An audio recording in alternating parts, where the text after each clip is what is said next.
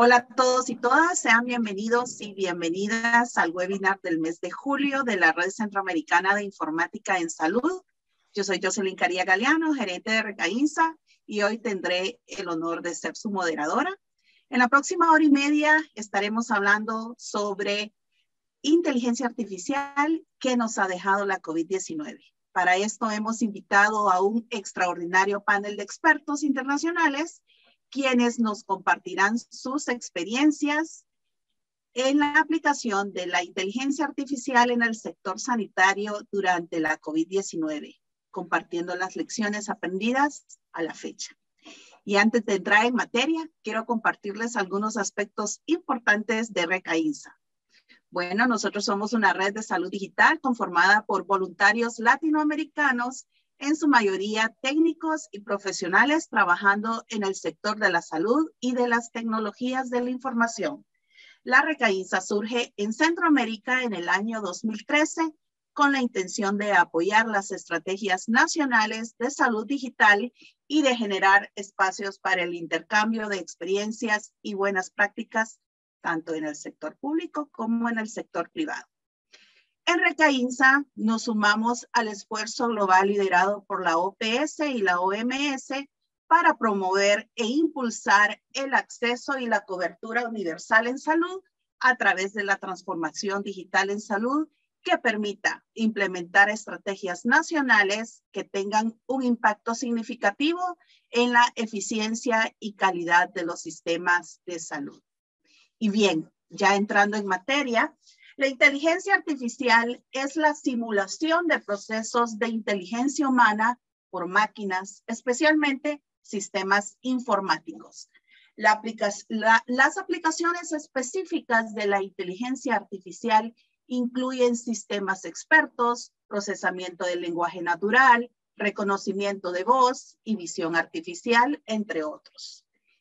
En los últimos años, la inteligencia artificial ha cobrado un rol muy importante para la industria y en el caso de la salud se ha visto como una gran oportunidad para mejorar la toma de decisión clínica, tener diagnósticos y tratamientos con mayor precisión, entre otros. Durante la pandemia de la COVID-19, la aceleración en la adopción de las tecnologías digitales ha propiciado la utilización de la inteligencia artificial en distintos ámbitos para mejorar la respuesta a la emergencia sanitaria, incluyendo la atención clínica de los casos más graves de la enfermedad, así como en la fabricación de vacunas. Continuando con la serie de webinars organizados por Recainsa en materia de salud digital, hoy contamos con un extraordinario panel de expertos internacionales quienes nos compartirán sus experiencias en la aplicación de la inteligencia artificial en el sector sanitario durante la COVID-19, compartiendo las lecciones aprendidas a la fecha. Y para iniciar, quiero presentarles al doctor Alejandro Mauro.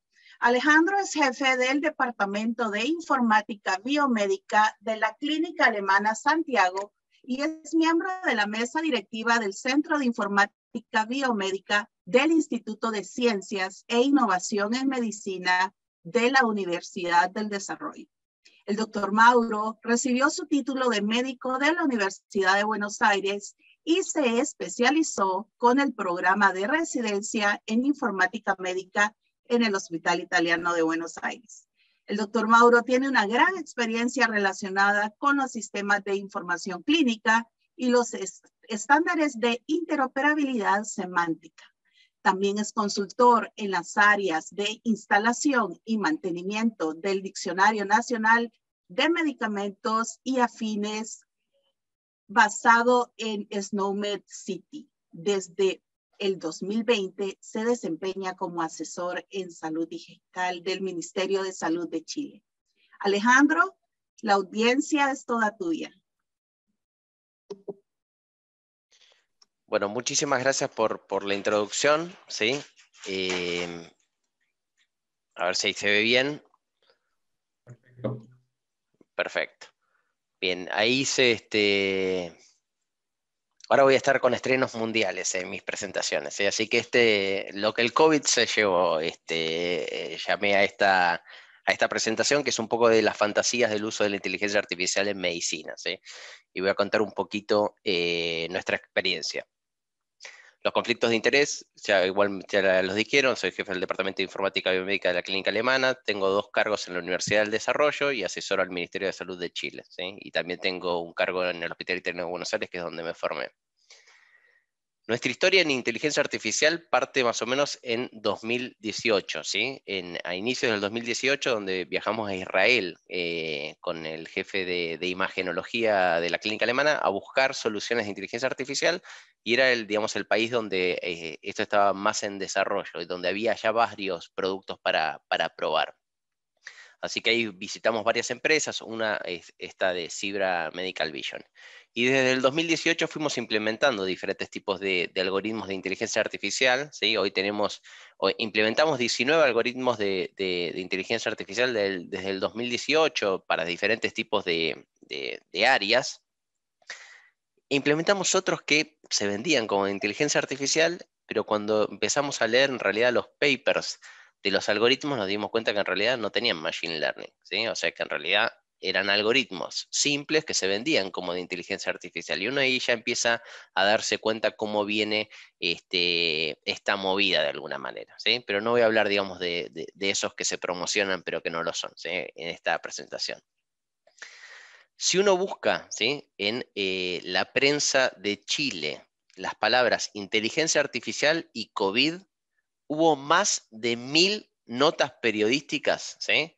En el último año con respecto a la inteligencia artificial y el COVID, ¿sí? En los diarios. Y si uno lo busca, finalmente puede encontrar en cualquier diario algún tipo de artículo que hable sobre inteligencia artificial y medicina por semana, ¿sí? Por lo menos, ¿sí? Medios importantes. Pero después de un año, ¿sí? De pruebas de algoritmos de COVID y demás, esta es una revisión espectacular, digamos, de Nature, donde dicen, miren, la verdad que los trabajos que se publican sobre este tema, ¿sí? En algunos años más van a ser vistos como un gran fiasco que se va a olvidar completamente y que solo sirve para enaltecer, digamos, los currículum vitae de las personas que están metidas en el medio, ¿sí? Pero no aportan realmente nada a la clínica, ¿sí? Es una buena revisión como para ver temas específicos, digamos, de inteligencia artificial con predicciones para cosas de COVID, ¿sí? Y esto es porque no nos preguntamos muchas veces para qué buscamos la solución, ¿sí? Si realmente necesitamos esto o no lo necesitamos, si aporta algo, además de poder, por ejemplo, presentar acá en este congreso o en esta webinar, ¿sí? De que usamos ahí algoritmos de inteligencia artificial, y si realmente, digamos, lo que estamos implementando tiene algún tipo de impacto clínico, ¿sí? O si lo hacemos solamente porque, bueno, es la tecnología y la implementamos, ¿sí? Pero después de ahí a que sirva para algo, no importa, ¿sí? Entonces, quiero contarles un poquito, digamos, de nuestra experiencia de la implementación de algoritmos durante el COVID. ¿Sí? Voy a solamente tomar, digamos, durante el COVID los algoritmos que implementamos y cuál fue nuestra experiencia, ¿sí?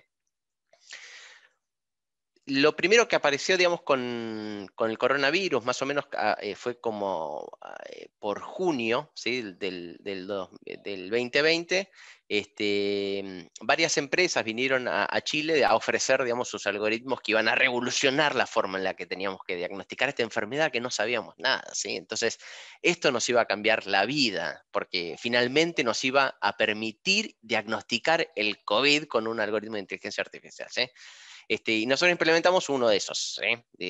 Y como todos los algoritmos que implementamos, digamos, los hacemos full integrados a nuestras soluciones como para que realmente los clínicos los utilicen, ¿sí? Si uno finalmente hace un algoritmo que no esté integrado a sus sistemas y es un tedio usarlo, es muy difícil evaluarlo si realmente le sirve a alguien o no le sirve a nadie, porque eventualmente que nadie lo quiere usar porque no está integrado o es muy complejo utilizarlo. Entonces esto nosotros lo teníamos integrado, digamos, donde podíamos enviarlo a el programa donde se ejecutaba, digamos, el algoritmo, y el algoritmo devolvía finalmente si había una consolidación, volumen y bastante información analítica sobre, sobre una opacidad o una consolidación, ¿sí? Si uno lee finalmente la evidencia de este algoritmo, utiliza Machine Learning, quiere decir que hubo un aprendizaje de máquina, se entrenó, digamos, con tomografías computadas. No tenía hasta el último momento que la revisé una certificación de la FDA, ¿sí? Después vamos a hablar un poco de por qué es importante este tipo de certificaciones. Nuestra evaluación, digamos, de este sistema de neumonía análisis es que primero requiere llevar otro software, ¿sí? Para ver el resultado, y eso lleva bastante tiempo. Eso ya es un problemón, ¿sí? En salud. También consume una CPU gigantesca, digamos, para hacer la predicción, por lo cual el sistema se queda así, waiting, ¿sí? Y tiene un problema que es este, ¿no? Primero, que no cumple la máxima de los sistemas de información usables, o sea, es lento. Algo que es lento es extremadamente difícil de que en la práctica sea utilizado. Y la valoración finalmente de nuestro grupo es que no agrega valor en nuestra institución, ¿sí? No se le encontró ninguna real utilidad a este tipo de algoritmos. Se probaron porque probamos muchas cosas, ¿sí? Probamos para ver si realmente vale la pena o no vale la pena. Tenemos la suerte de poder probar, y eso, digamos, nos damos ese lujo de testear y poder desechar tecnologías, ¿sí? Después implementamos durante el COVID estos otros algoritmos, ¿sí? Que estos también tenían una característica importante, que los ejecutábamos en el cloud, no los ejecutábamos en los servidores que tenemos en la clínica, ¿sí? Así que enviábamos las imágenes al cloud y nos retornaba finalmente la predicción, ¿sí? Como siempre, digamos, esto lo implementamos haciendo toda la parte tediosa de alguna manera, que es de hacer que estos sistemas interoperen entre sí, y no le pedimos al grupo médico, ¿sí? Que deje de utilizar lo que viene utilizando, ¿sí? O sea, siempre le dejamos que utilice el mismo sistema que viene utilizando, pero nosotros lo integramos con la solución. Algo muy bueno que tenía, digamos, estos algoritmos que probamos, es que se calibraron de alguna forma las imágenes locales, ¿sí? Y eso es algo muy importante, ¿sí? Que vamos a hablar un poquito más adelante, ¿sí? Que es la calibración y la localización de los algoritmos a los datos que uno tiene, ¿sí? Uno de los primeros informes que esto devuelve es esto, que es el reporte de volumetría cerebral. Básicamente mide, digamos, el cerebro es muy difícil de medirlo, ¿sí? Si hoy uno le pone a un radiólogo a medir, tarda muchísimo tiempo. Hay algunos software que lo permiten hacer. Acá esta empresa desarrolló finalmente una solución de Machine Learning que permite hacer esas mediciones de forma muy rápida. Así que esto estaba muy bueno, ¿sí? Cuando leemos finalmente la evidencia, digamos, de este algoritmo, tiene Machine Learning, no está certificado por la FDA, pero permite identificar los volúmenes cerebrales, ¿sí? Y ver, digamos, los pacientes que están con alguna enfermedad demencial, ¿sí? El volumen cerebral se va reduciendo en el tiempo, ¿sí? Entonces permite de alguna forma identificar pacientes que están entrando en demencia. Después implementamos, como todos lados, digamos, radiografía de tórax, ¿sí? COVID y radiografía de tórax es como el gran tema que salió durante el 2020, ¿no? Entonces implementamos uno de radiografía de tórax para ver, y fíjense que eran varios algoritmos que podían predecir diferentes tipos de patologías, ¿sí? Uno lee la evidencia, ve que tiene Machine Learning, no tenía una certificación de la FDA, pero cuando empieza a leer, digamos, cómo se presenta, ¿no? esta evidencia o el trabajo que nos presentan, dice, pero qué raro, ¿no? Porque te presentan esto y te dicen, digamos, solamente la sensibilidad, ¿sí? Y acá está lo que se llama, o lo que yo llamo el dilema del ajuste. Los algoritmos de inteligencia artificial, ¿sí? Digamos, para los que no son de medicina, digamos, la sensibilidad y especificidad es cuánto logra identificar un algoritmo de la gente enferma y cuánto en realidad le achunta, digamos, cuánto realmente cuando dice que está enfermo, efectivamente está enfermo, ¿sí? Y eso le llamamos sensibilidad y especificidad. El gran dilema que tienen estos algoritmos es que unos los ajustas para que sean muy sensibles, o sea, que logren identificar a todos los enfermos, pero el problema es que van a identificar también a algunos que no están enfermos, pero los va a tomar como enfermos, o que sean muy específicos. Quiere decir que cuando diga que es una enfermedad, efectivamente esté totalmente seguro, pero se le van a pasar un montón de enfermos, ¿sí? Entonces, cuando alguien te pasa una información y te pasa solamente un dato, que es la sensibilidad, y no te pasa la especificidad, uno tiene que empezar, digamos, a desconfiar de un poco, digamos, de la forma en la que se presenta la evidencia, porque siempre hay que mirar estos dos parámetros en conjunto, ¿sí? Entonces, yo acá puse un ejemplo, ¿no? Pero si se ajustó esto a sensibilidad, porque fíjense que la radiografía anormal daba una sensibilidad de 0,92, la especificidad por lo menos va a bajar un 15% o más, ¿sí? Entonces, ¿qué significa esto? Que si yo le pongo una radiografía anormal, ¿sí?, a este algoritmo, un 8% de las veces el algoritmo de inteligencia artificial va a devolver un falso negativo. Me va a decir, es normal, ¿sí? O sea, yo le presenté una anormal y me dice un 8% que es normal. O le presento una normal y un 23% me va a decir que es anormal, un falso positivo. Que este es el principal issue que tienen todos estos algoritmos. ¿Por qué? Porque los algoritmos diagnósticos tienden a presentar un montón de cosas como positivas, ¿sí?, cuando están calibrados para sensibilidad, que ningún profesional entrenado jamás en su vida pondría que esto tiene alguna chance de ser anormal, ¿sí? Entonces, es como que le erran por cosas así como muy groseras. Y es por la naturaleza propia, digamos, de cómo funcionan estos sistemas, ¿sí?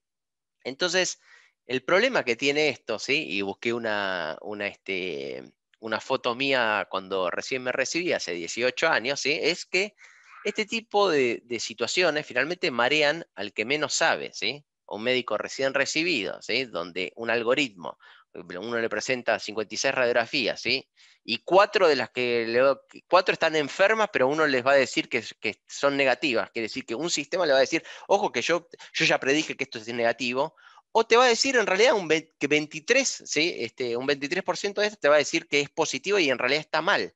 Y va a presentarte correctas el resto de las imágenes. Entonces, ¿qué pasa con esos errores? ¿Sí? O sea, que este es en realidad el gran tema con los algoritmos diagnósticos, ¿sí? Finalmente, el que menos sabe, ¿sí?, toma decisiones más erradas. ¿Por qué? Porque ahí le estamos dando una herramienta que le da algo que lo marea, ¿sí? No es que lo ayuda, ¿sí? Inicialmente, no, que esto es para ayudar a la gente, qué sé yo, pero en realidad, digamos, en la práctica el problema que tiene es que mareamos al que menos sabe con algoritmos, digamos, que están calibrados tanto para sensibilidad específicamente, ¿sí? El otro algoritmo, digamos, que implementamos durante el COVID es digamos, de lesión mamaria, ¿sí? Que si se fijan, ve que uno puede especificarlo para esto sensibilidad o para especificidad, ¿sí? Usa Machine Learning, no tiene la FDA. Y si fíjense, si uno lo ajusta para que sea sensible, va a tener un 29% de falsos positivos, ¿sí? Y si lo ajusta para específico, un 35% de falsos negativos. Y este es el verdadero issue y el verdadero tema, digamos, del que hay que hablar, ¿sí? Entonces, en Telay, digamos, nosotros lo implementamos en el 2020 y Imagenología, digamos, finalmente decidió no seguir con esto, porque no les agregaba en realidad un valor, digamos, al trabajo que tenían. Y esto es algo muy importante, digamos, una revisión interesante que salió hace unos meses, es que los algoritmos tengan eventualmente una buena sensibilidad y especificidad no quiere decir que agreguen algo de valor al trabajo, o sea, que sirvan para algo, que tengan un impacto clínico, que ayuden en algo a los pacientes que tenemos que atender, ¿sí? Y este es un poco, digamos, el mensaje que hay que tener presente. Entonces, lo que el COVID se llevó para mí, ¿sí?, es esta fantasía, ¿sí?, que teníamos inicialmente, ¿no?, que la inteligencia artificial nos iba a resolver los grandes problemas que teníamos, ¿sí? Y eso en realidad está relacionado con esto que es la fantasía de poder vender soluciones mágicas con palabras muy catchy como inteligencia artificial, ¿sí? Pero el COVID también nos dejó varias cosas, ¿sí? Y la cantidad de desarrollos de algoritmos y la cantidad de pruebas, de intentos de implementar estas cosas nos dejaron muchísimas aprendizajes. El primero es que la inteligencia artificial es para problemas pequeños, bien conocidos y con muy buena data y específicos, ¿sí? Y que siempre requieren supervisión por humanos. No automatizan los procesos médicos, porque los procesos médicos automatizarlos es prácticamente imposible, ¿sí? A lo máximo que pueden llegar, digamos, los algoritmos es a darnos una ayuda en algún proceso. En lo que tiene que ver con algoritmos diagnósticos, que es lo que más de alguna forma se ha fomentado, ¿no? Porque era lo más vendedor así como de esperanza, ¿no? El de, ay, es que ahora el diagnóstico lo va a hacer una máquina, no lo va a hacer un médico. Si están calibrados, ¿sí? Para nosotros lo ideal en esto es calibrar estos diagnósticos, ¿sí? Con alta especificidad, y es para asistir a especialistas y no a generalistas, ¿sí? Y es básicamente para que no pasen por alto algo que pueden obviar un médico, ¿me entendés? Porque está cansado, ¿sí? Que esa es la problemática que tenemos los humanos frente a las máquinas, ¿sí? Si son calibrados para sensibilidad, o sea, para lograr identificar diagnósticos en poblaciones más masivas, solamente hay que utilizarlos para eso, para grandes poblaciones, los calibrados por sensibilidad, ¿sí? Caso contrario, digamos, no tienen para nosotros una real utilidad, ¿sí? Estos son todas ideas mías, ¿sí? Así que usen a su propio riesgo esto. Sí está muy bueno para esto, para medir, ¿sí? Un poco lo que habíamos visto de los volúmenes cerebrales. Efectivamente, nosotros, los humanos, para medir tenemos un montón de herramientas, pero las máquinas aportan muchísimo con esto, ¿sí? Así que acelera los tiempos, algoritmos para medir, genial, son buenísimos, nos ayudan, hacen más rápido el trabajo. Algoritmos para cosas que no miramos, esos también están muy buenos, pero solamente sirven para dar soporte a equipos especializados que van a poder descartar los falsos positivos y los falsos negativos, ¿sí? Y un poco, digamos, un ejemplo que me gustaría presentar acá es el dashboard de la Clínica Mayo, donde armaron un dashboard que le presentan a gente de cuidados paliativos qué pacientes podrían estar beneficiados de que sean vistos por cuidados paliativos. Y el sistema, por supuesto, a varios va bien, pero hay un montón, hay como un 30% de estos pacientes que presenta el algoritmo que tendría que ver cuidados paliativos que no los tiene que ver, ¿sí? Entonces, siempre hay que poner un humano, digamos, que diga, ok, acá el algoritmo eligió por error, ¿sí? Entonces, también para ver estas cosas que no miramos, por ejemplo, en algunas bases de datos que hace años que acumulamos bases de datos y que no usamos, ¿sí? Y, por ejemplo, con el descubrimiento de nuevas moléculas y medicamentos, ¿sí? Yo estuve posteando varias de estas cosas que salieron este año, pero algunos medicamentos, digamos, de alguna forma descubiertos por procesos de inteligencia artificial pasaron a fases de pruebas con humanos, ¿sí? Este año, lo cual esto es muy, muy bueno. Y siempre para hacer que las cosas sean más rápidas, ¿sí? Por ejemplo, nosotros estamos implementando un algoritmo ahora que nos permite predecir, ¿sí? Una resonancia magnética quitándole el ruido, ¿sí? Para los que no conocen cómo funciona un resonador, el resonador es una máquina, un imán gigante que genera un montón de ruido, y después hay técnicas actuales que intentan sacarle el ruido para ver qué es imagen real y qué es ruido, ¿sí? Entonces, algoritmos de inteligencia artificial pueden hacer esto haciendo que las resonancias magnéticas duren 30% menos. Fíjense que un resonador que lo gastamos 30% menos, quiere decir que primero no le pedimos al paciente que se tenga que quedar un 30% más, digamos, en la imagen y demás, sino que tenemos la imagen antes y podemos también usarlo más veces, ¿sí? Así que esto es muy, muy bueno. Un dilema, ¿sí? Y esto es como para finalizar. El dilema, digamos, de quién paga, ¿sí? Es un gran dilema que tenemos, donde algunos de estos algoritmos funcionan por imagen analizada, otros que son como por un paquete, algunos son muy, muy caros, ¿sí? Otros son más económicos, pero finalmente, ¿quién paga esto? ¿Quién paga por la implementación de un algoritmo? ¿Debería pagar el paciente? ¿Debería pagar la institución? Es un dilema en realidad que cuesta bastante resolverlo. Digamos, nosotros tenemos la suerte que en nuestra institución nosotros podemos financiar este tipo de proyectos. El otro es si está validado y si es seguro, ¿sí? ¿Por qué? Porque las personas se dejan llevar por la tecnología. Entonces, hay un sinfín de reportes, y pueden buscar en el diario, entonces de gente que se metió en contramano, digamos, porque se lo dijo el Waze y se equivocó y demás. Y como siempre, digamos, la televisión siempre me brinda algún ejemplo, así que les voy a mostrar esto que salió esta semana. Años. Esto ocurre en la esquina de la calle Júpiter con Vicuña Rosas. Es en ese lugar donde dos vehículos la encierran, uno por delante y otro por atrás. Ella venía con sus niños desde el Parque Arauco. El GPS del vehículo había indicado que ahorrara tiempo circulando por estas calles. No era su ruta habitual. Lo decíamos temprano en el 3x3 Polo. Mucho cuidado con las rutas que entreguen los GPS, porque puede ser en el papel un tramo más rápido, pero puede llegar a lugares donde uno no conoce, no sabe por dónde circula, y se puede encontrar con este tipo de situaciones. Entonces fíjense, ¿sí? Una persona que se dejó llevar por lo que un sistema le decía. Y eso pasa lo mismo en medicina. Si yo le presento a un médico menos formado un sistema que le dice, esto tiene cáncer, y va a empezar a decir, probablemente yo no lo tengo tan claro, el sistema debe ser mucho mejor que yo, ¿sí? Entonces, el siguiente dilema es si está localizado, ¿sí? Un algoritmo que está entrenado, por ejemplo, para manejar en este tipo de circunstancias, uno lo pone en la India y no sirve para nada, ¿sí? Porque, digamos, no cumple las reglas con las que fue entrenado. Así que la localización de los algoritmos es otro gran issue, ¿sí?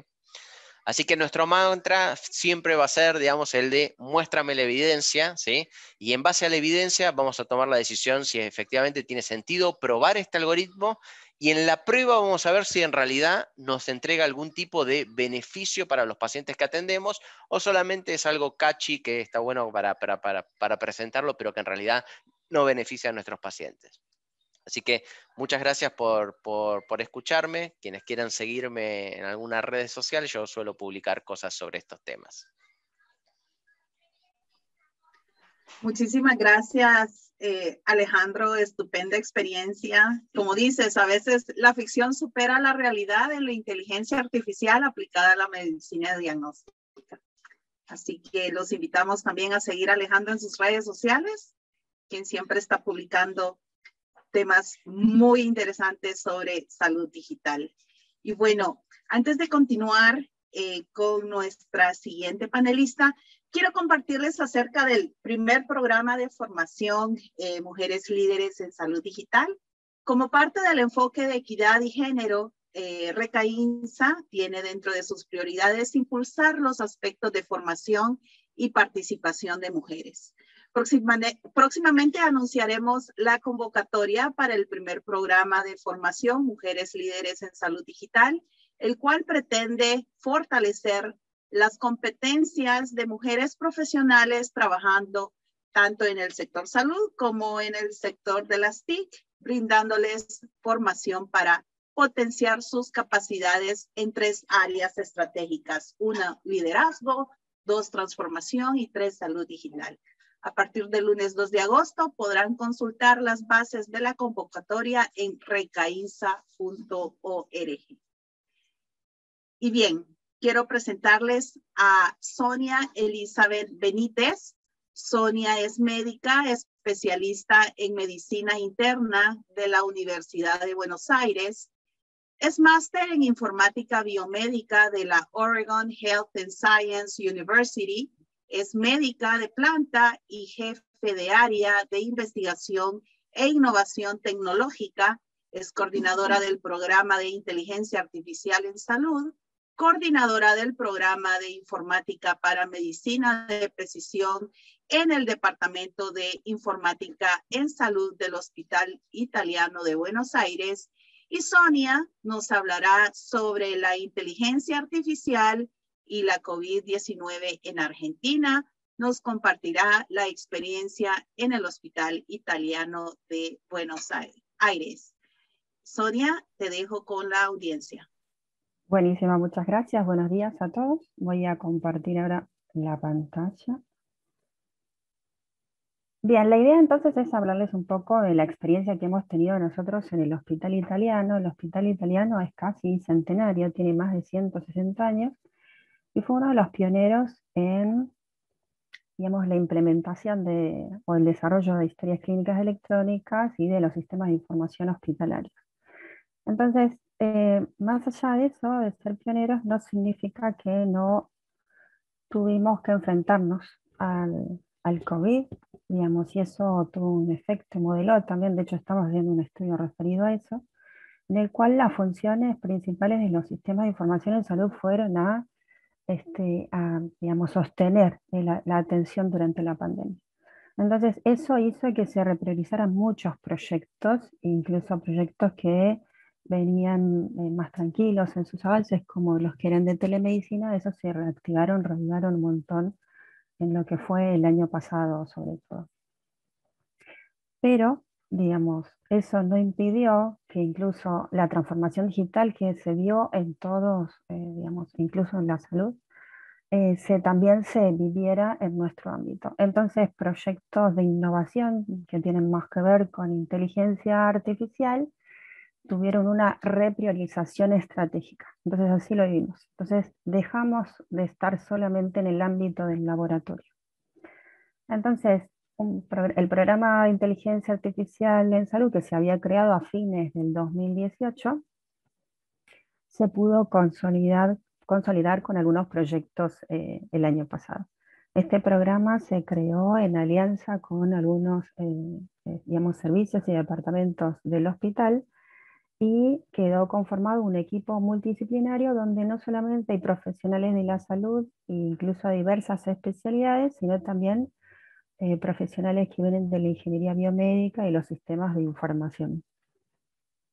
Entonces, definimos incluso una misión, una visión y, digamos, la idea siempre era tratar de llevar estas aplicaciones de inteligencia artificial que impactaran el flujo de trabajo y de esa manera también mejorar la seguridad del paciente, la calidad de la atención y la eficiencia de los procesos hospitalarios. También trabajamos y vimos, porque también había multiplicidad de definiciones y taxonomías incluso para la inteligencia artificial. Empezamos con una definición muy, muy amplia, tratando de ver para qué se iba a utilizar, con qué, cómo, con cuáles técnicas y cuáles iban a ser los productos finales. Entonces, la primera aproximación que tuvimos fue bastante amplia. Dijimos en un momento cualquier cosa que esté dando vuelta va a ser parte de la inteligencia artificial, así que fuimos acotando un poco ese alcance. Nos dio, digamos, la posibilidad también de ordenarnos incluso en nuestros propios procesos. Y lo otro que nos ayudó un montón es ordenarnos y trabajamos nosotros en gestión de proyectos digamos, este pipeline que tenemos es uno de los que en general cumplimos, intentamos cumplirlo a rajatabla. Hay una primera parte en la que se presenta la necesidad del sector. O sea, podría funcionar que nosotros como departamento o como área tuviéramos necesidad de implementar algún tipo de desarrollo que tuviera que ver con inteligencia artificial, pero la idea es, digamos, tener en cuenta cuál va a ser el servicio o cuál va a ser la necesidad del profesional o del equipo de salud que se va a llevar adelante. Si eso, digamos, hay una necesidad visible, buscamos también ver cuán factible es, porque no va a ser la primera vez en que nos acercan proyectos y dicen, bueno, esto se hace fácil, esto es chiquito, y en realidad ese chiquito, eso poquito que piensa, digamos, el usuario final, se choca con un montón de otras cosas que son necesarias para ser implementadas.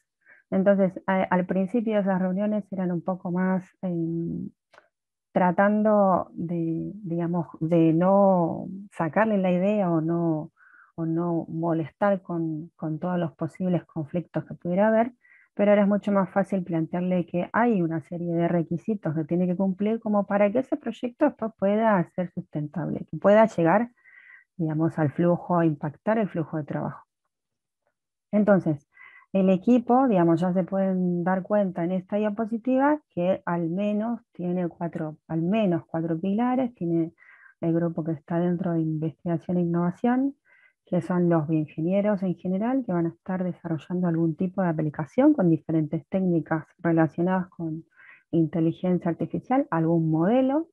están referentes de ingeniería de software que van a estar viendo cómo finalmente ese modelo se va a poder integrar a algún aplicativo asistencial, y obviamente el soporte de informática clínica con el reglamento de los procesos y el análisis, y por sobre todo el servicio tiene que estar involucrado. No solo porque lo va a impactar después, sino porque en general va a ser el productor de los datos, desde donde vamos a estar capturando esa información. Entonces, si el proyecto consideramos que es factible, y esa decisión de que sea factible se toma luego de hacer los diferentes reglamentos de procesos y la búsqueda bibliográfica, si existe evidencia de que alguien cercanamente pudo hacer algo parecido, entonces se entra en el laboratorio de innovación revisando las posibilidades de que se puedan realizar. Entonces tenemos ahí algunas limitantes, tienen que ver con la cantidad posible de datos e imágenes que vamos a necesitar, cuánto va a ser requerido para poder hacer el entrenamiento, el testeo y la validación posible, y luego de ciertas iteraciones, cuando tenemos un modelo que tiene una performance adecuada, que se definió con el servicio y con la literatura, o que lo que recomienda la literatura, tenemos que podríamos cerrar la etapa del laboratorio de innovación. En paralelo, quien esté también en el proyecto está revisando qué posibilidades hay de poder implementar esa aplicación en el flujo de trabajo diario. Entonces, una vez que se tiene el modelo, pasa una serie de etapas de validaciones internas, pruebas piloto, para ver cómo responde esa aplicación en ese entorno. De todos los proyectos que tenemos, ya estamos con un par que han llegado en etapa de validación externa. Lo que hacemos es tratar de reproducir lo mismo en otras instituciones, y el paso final sería la validación o auditoría externa, y después ya entraría en un ciclo de mejora. Entonces, este programa donde más tienen, digamos, proyectos están relacionados con visión computacional, con imágenes médicas. Muchas vienen del sistema PACS que tiene el hospital, pero también estamos trabajando con otro tipo de imágenes que están por fuera del PACS, y entonces esa tarea de integración, de incorporación de esas imágenes al repositorio institucional también pasa a ser parte del equipo. ¿Sí? Entonces, lo que se busca es también entrar en comunidad y trabajar con otros laboratorios que hagan visión computacional, y tener al día publicaciones referidas en cuanto a los proyectos que hay. Lo mismo que, digamos, tener disponible o poder bucear en los datasets públicos que van a ser datasets, o sea, los conjuntos de bases de imágenes públicos que van a ser primariamente los que se van a utilizar para hacer el entrenamiento inicial. En general, digamos, salvo que haya mucho volumen de imágenes, que eso ocurrió con un par de proyectos que tenemos, en el resto de los proyectos tenemos que ir a buscar imágenes en dataset públicos para poder hacer el primer entrenamiento. Después la validación sí se hace con imágenes locales, con imágenes propias, como para completar el proceso. Entonces, dentro de los proyectos que tenemos, uno de ellos con el cual, digamos, se logró estabilizar el proceso que tenemos, tiene que ver con mamografías. Lo que se intenta hacer es poder clasificar la densidad mamaria, o sea, cómo se ven las mamas en una imagen de mamografías en una escala específica, y en ese proceso reducir la variabilidad que tiene este proceso de categorización. Entonces, muchas veces en este desarrollo de las aplicaciones de inteligencia artificial, hemos visto también que tenemos que agregar pasos extras en ver, cuán variable es en el momento en el que los profesionales están definiendo que este estudio puede tener tal diagnóstico o tal posibilidad de lesión. Digamos, y este proyecto ya está cumpliendo 2 años, es uno de los que más está avanzado, y estamos en etapa de validación externa. van a notar que muchos de nuestros proyectos tienen nombre propio. Este se llama Artemisia, por una pintora, y digamos, tiene su historia también. Bien, digamos, dentro de otro grupo, a diferencia de Artemisia, se llama Valkyria, este proyecto. A diferencia de Artemisia, que tiene imágenes de mamografías y que están recolectadas ya y guardadas en el repositorio institucional de imágenes, las imágenes que obtenemos para dermatología vienen de dermatoscopios y no están integradas. Entonces, en el proyecto original se agregó la línea de integración de la captura de imágenes de dermatoscopios para poder ingresarlos al sistema, al repositorio institucional.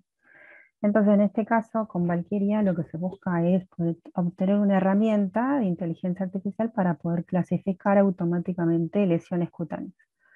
En este proyecto fuimos y vinimos, en el principio no lo tuvimos claro recién un año después hacia dónde íbamos, porque si pueden ver ahí hay 3 tipos posibles de aplicación, o sea que son en realidad 3 grandes proyectos. Y al principio, cuando nos reuníamos con el jefe de dermatología, era como todo en uno. Todo tiene la aplicación tenía que resolver todo, y en realidad entendíamos que, después entendimos que primero teníamos que resolver el soporte que se le iba a dar en el diagnóstico a los especialistas, y después con eso, con los modelos, se podría aplicar a médicos que no fueran especialistas y eventualmente a pacientes. Entonces, el grado de cuestiones éticas y legales o vicisitudes o cuestiones que hay que resolver van aumentando a medida que nos acercamos con los pacientes.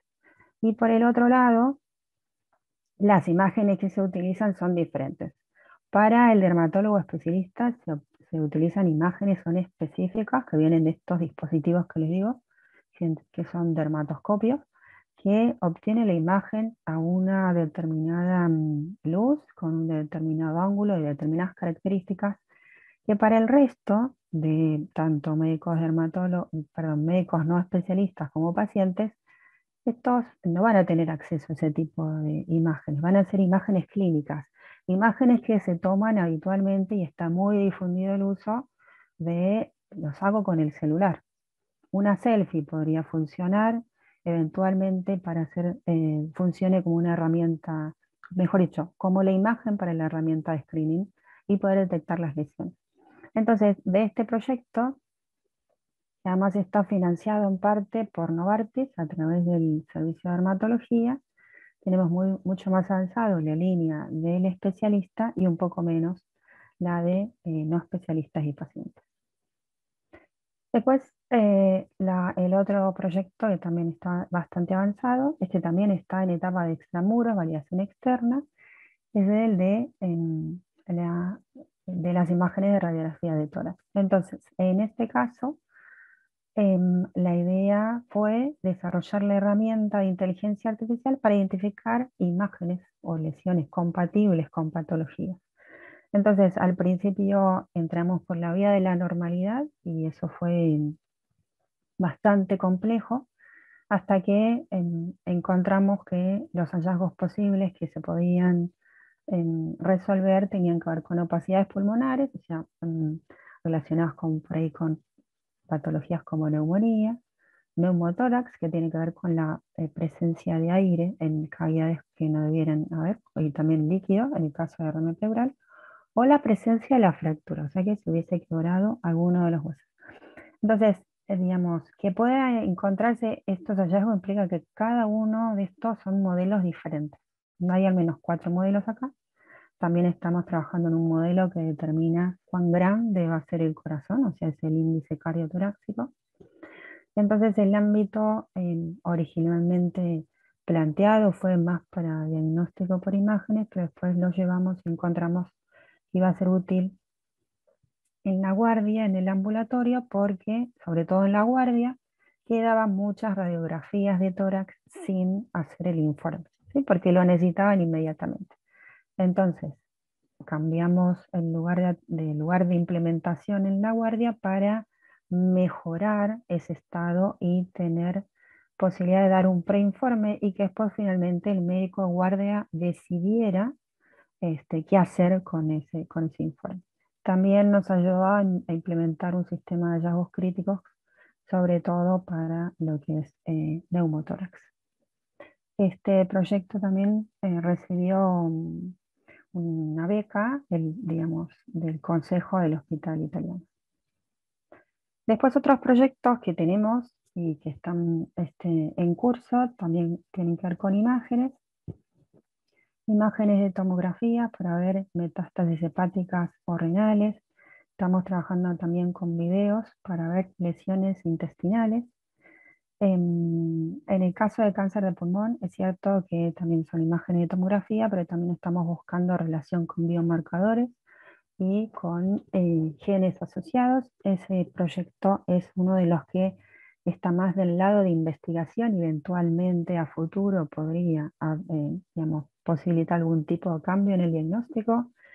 Ganó beca Fundación Fiorini de la Academia Nacional de Medicina y a su vez también tiene un becario financiado por Pfizer.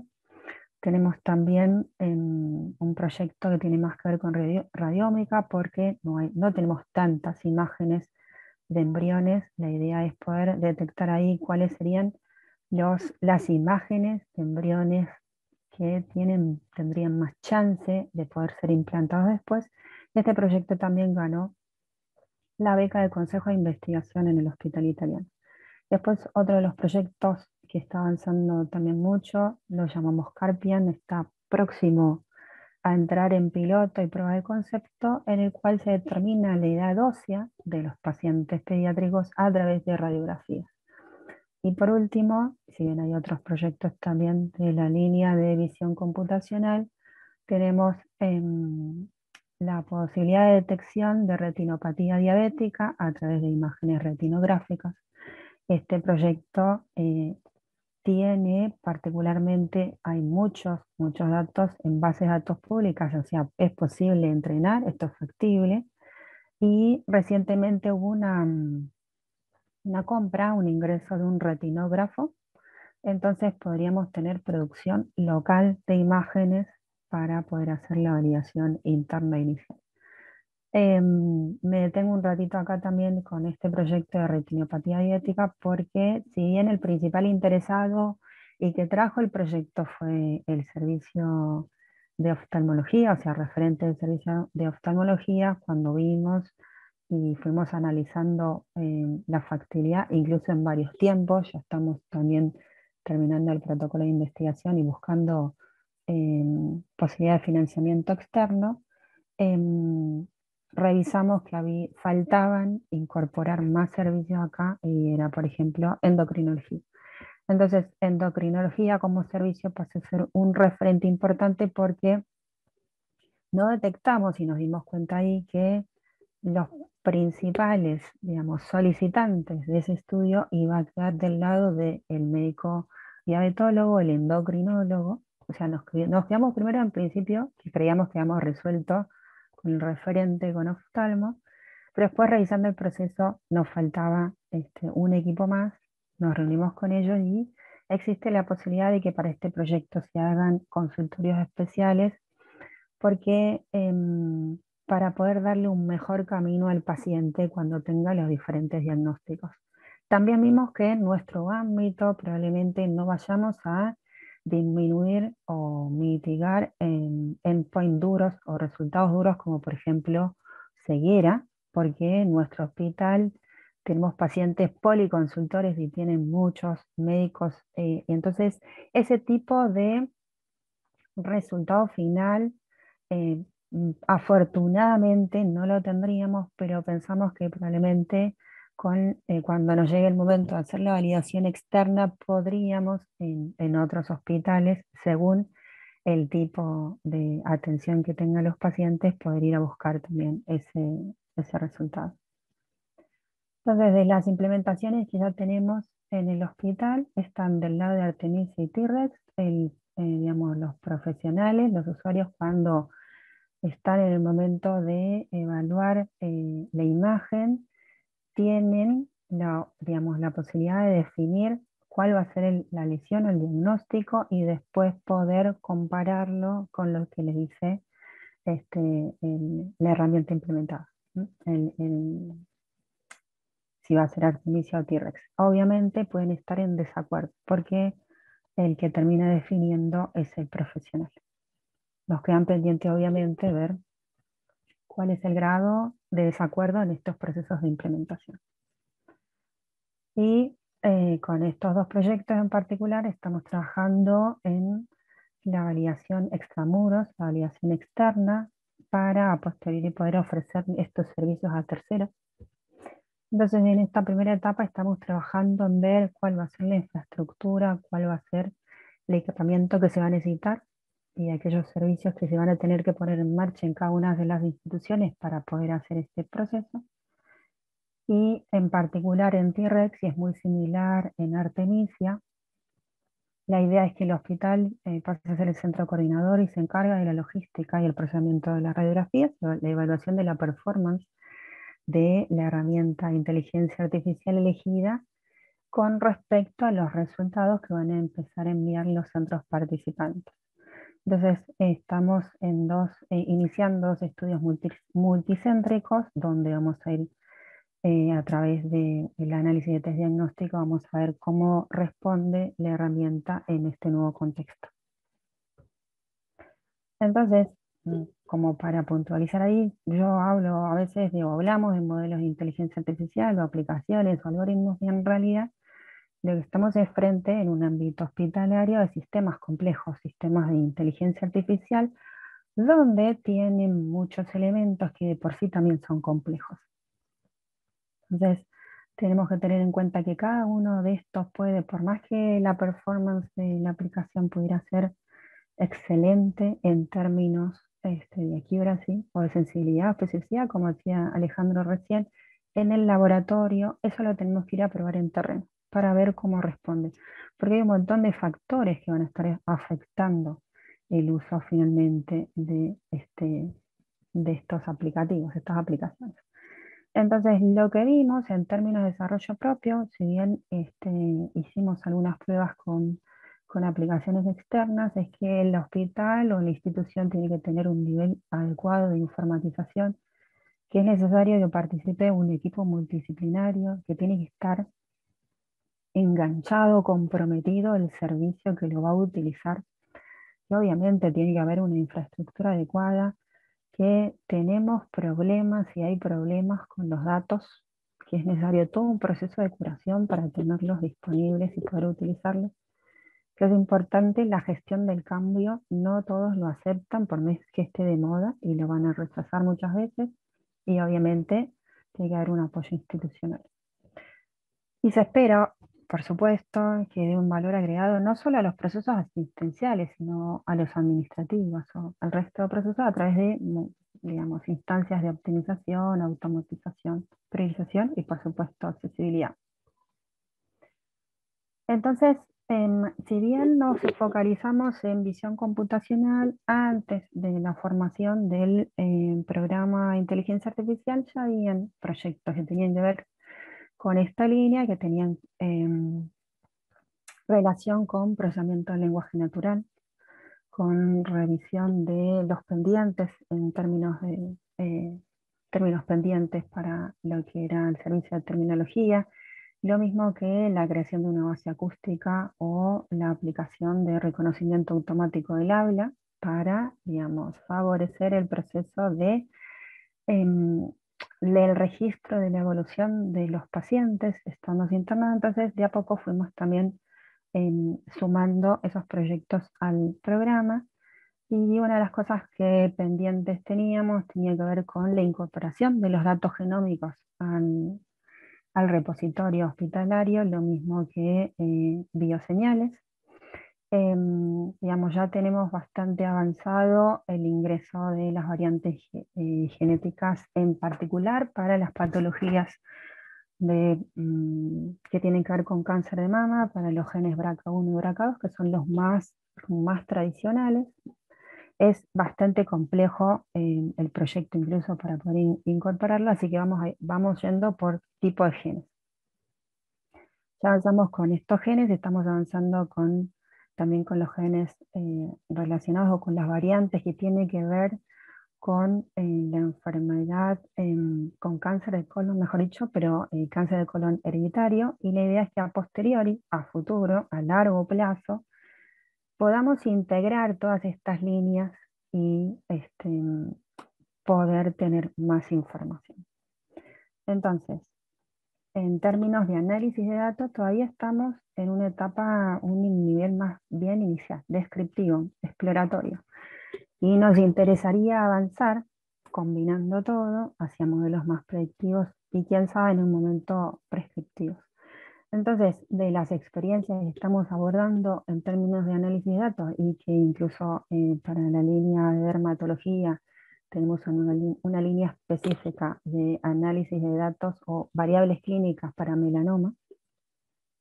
Entonces, en la línea de Data Analytics, y más sí cercano a lo que es COVID, se está trabajando para el proyecto Trayectorias COVID, donde lo que se pretende es tratar de predecir, digamos, intentar ver dónde, una vez que esté internado el paciente, dónde estaría a los 3 días y a los 7 días.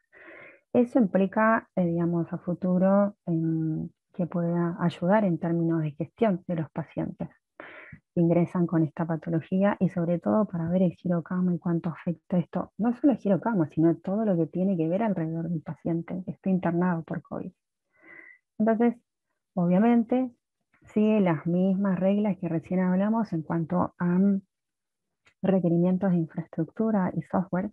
En este caso, las aplicaciones que están de donde se obtiene información se llaman el sistema de DT, que es el sistema que permite, digamos, gestionar el ingreso del paciente al hospital.